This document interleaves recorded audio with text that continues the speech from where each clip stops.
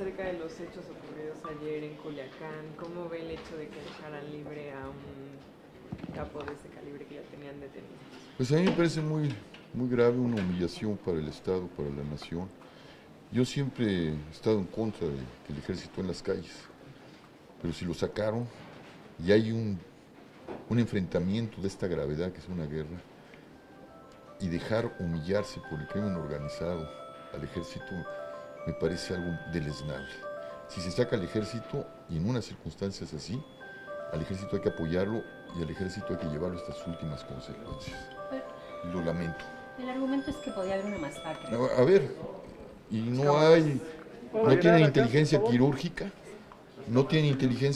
entonces, o sea, es un ejército de papel. Podían haber golpeado quirúrgicamente donde tenían que golpear. Estuvo muy mal planteado el operativo y la humillación es muy grande. Yo estoy en contra de la salida del ejército en las calles, pero si está en la calle y está en esas condiciones, hay que llevarlo a las últimas consecuencias. El Estado, la ciudadanía no pueden ser humilladas de esta manera. Esa es mi posición. ¿Qué consecuencias tendrá, pues?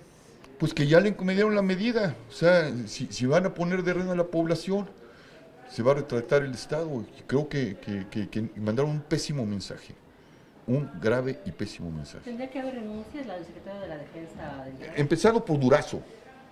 Las cámaras. ¿Que se vaya? Pues sí, o sea, ¿cómo es posible? ¿Dónde hay una asesoría? Buscalia habló muy bien. Necesitan un civil, pero apoyado por un estratega inteligente. Y yo creo que no solo Durazo, quien estaba detrás dirigiendo el operativo, que sabe, porque Durazo no sabe, debe haber una simbiosis ahí con un civil y con un operador en este tipo de condiciones que funcione con estrategias muy precisas. Los dos debían de irse. Nos pusieron en una situación muy grave a la nación y al Estado. ¿Qué le dice un gobierno que sale a explicar de esta manera la situación en Sinaloa? Bueno, por lo menos que fue honesto. No puedo decir que no fue honesto, pero frente a esa honestidad viene la crítica. Es decir, no pueden argumentar que era evitar una masacre. Entonces, ¿dónde está la operación política y la inteligencia militar para poder hacer golpes quirúrgicos? Salieron con un operativo muy chafa frente a un operativo verdaderamente organizado por esta gente muy superior a la organización del ejército. Y estoy muy enojado, muy molesto, muy triste, muy adolorido. Esta muestra del crimen organizado, el músculo militar que se dejó ver en Sinaloa, ¿puede ser replicado por otros cárteles como Jalisco Nueva Generación? Pues por desgracia sí, marcaron un camino. Entonces creo que la estrategia debe ser más integral. Si van a salir, van a golpear, y a golpear hasta la última consecuencia.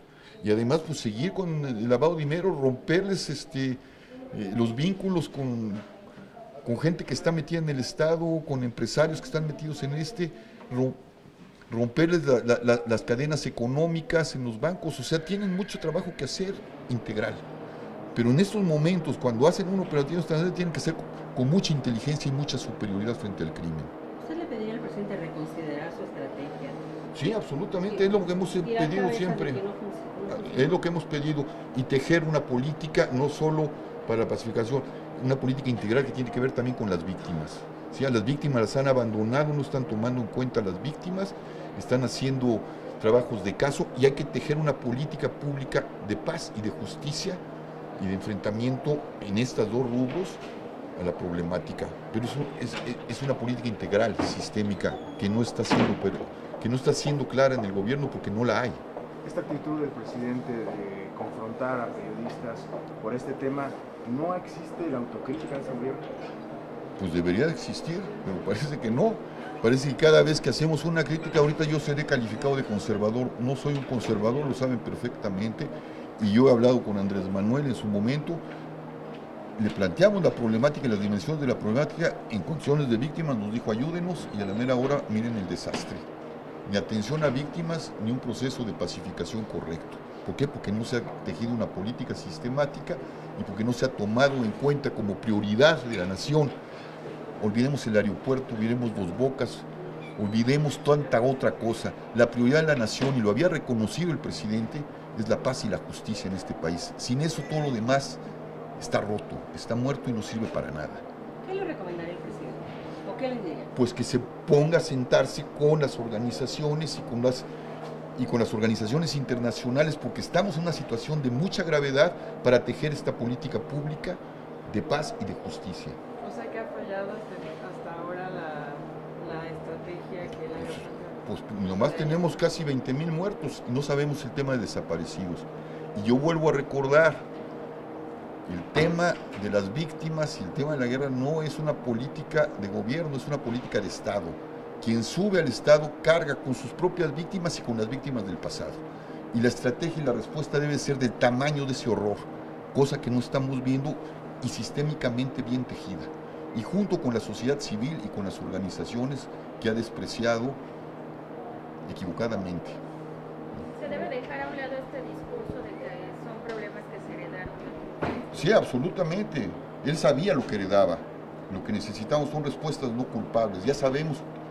Y si esos son responsables, que los lleven ante la justicia. A Peña Nieto, ese es el tema. Pero además no puede nomás responsabilidad de lo que está viviendo, es culpa de ellos, entonces ¿para qué agarró el poder? Pues sí, son culpa de ellos, pero yo tengo que enfrentarlo y darle la salida correcta que ellos no hicieron. ¿Sí? Por desgracia, así estamos. Se trata de enfrentar, no de culpar. Y los culpables hay que llevarlos ante la justicia. Don Javier, por último, de la lista de candidatos a la Comisión Nacional de Derechos Humanos, ¿a quiénes ve con que sean potencialmente...? Pues yo no quisiera hablar ahorita, ¿no? Creo que ahorita hay un sondeo y no quisiera... ya definimos qué tipo de hombre o mujer tiene que ¿No ser. tiene candidato o Sí, candidata? hay No, alguien... simplemente yo digo, si no hay una buena política y no se integra bien y la CNDH, quien se quede, no se arropa con la ciudadanía, igual que sucede con el caso de la Comisión de Atención a Víctimas o la Comisión de Búsqueda, y van a servir al gobierno, no va a servir absolutamente de nada. No se trata de las personas, se trata del sistema y de que esa persona pueda articularse en función de las víctimas y a favor de las víctimas, y ponerle un coto siempre al poder que tiene la tentación de controlar todo. ¿Hay alguien con esas características? Creo que habrá 2 o 3, 4 gentes por ahí que valen la pena. Gracias. Muchas gracias.